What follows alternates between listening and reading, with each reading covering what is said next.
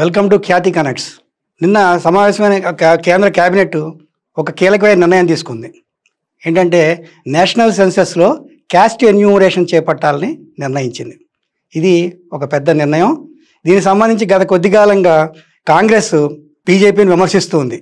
సెన్సస్ని పట్టించుకోవట్లేదు, ఎన్యూమరేషన్ చేయట్లేదు అని అంటమే కాకుండా దక్షిణాది రాష్ట్రాలైన కర్ణాటక, తెలంగాణలో కూడా సర్వే చేశారు, క్యాస్ట్ సర్వే చేశారు.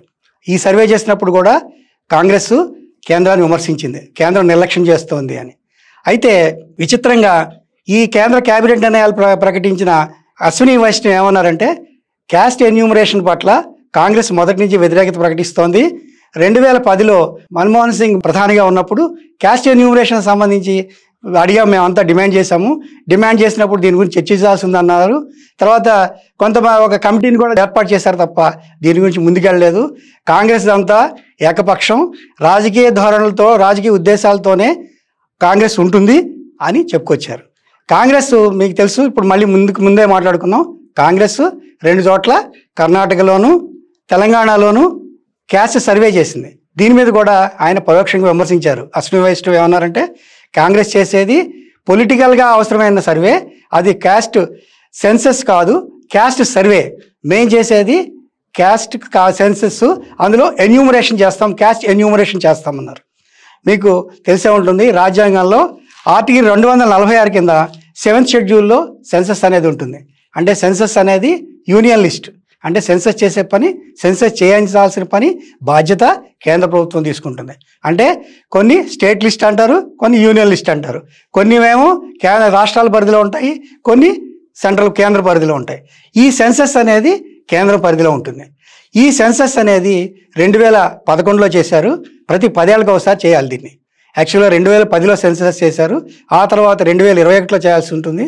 మీకు తెలుసు 2021లో కరోనా నేపథ్యంలో ఈ సెన్సస్ ఆగిపోయింది, చేయలేదు. తర్వాత 22-23లో కూడా కాంగ్రెస్ దీని మీద రకరకాల సందర్భాల్లో బీజేపీని తప్పట్టింది. ఇప్పుడు కేంద్ర ప్రభుత్వం ఈ నిర్ణయం తీసుకోవడంతో పాటు కాంగ్రెస్ చేసినవన్నీ కూడా వాటిలో ట్రాన్స్పరెన్సీ ఉండదు, కానీ మేము ట్రాన్స్పరెంట్గా ఎలాంటి రాజకీయ ఉద్దేశాలతో సంబంధం లేకుండా వాస్తవ పరిస్థితుల్ని ప్రజల ముందు పెడతాము అని చెప్పింది.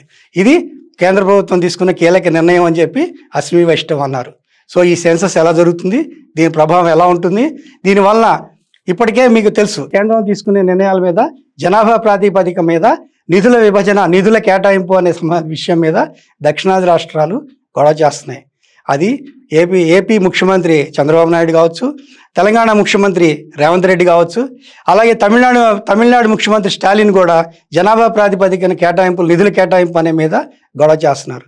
ఈ క్యాస్ట్ సెన్సస్ వలన ప్రభావం ఎలా ఉంటుంది, రాజకీయ పార్టీలు దీన్ని ఎలా తీసుకుంటాయి, ఇది నిర్ణయంతో సరిపోదు, ఇది అమలు ప్రారంభం కావటం, పూర్తిగా దాన్ని అమలు చేయడానికి మరి కొంతకాలం పడుతుంది.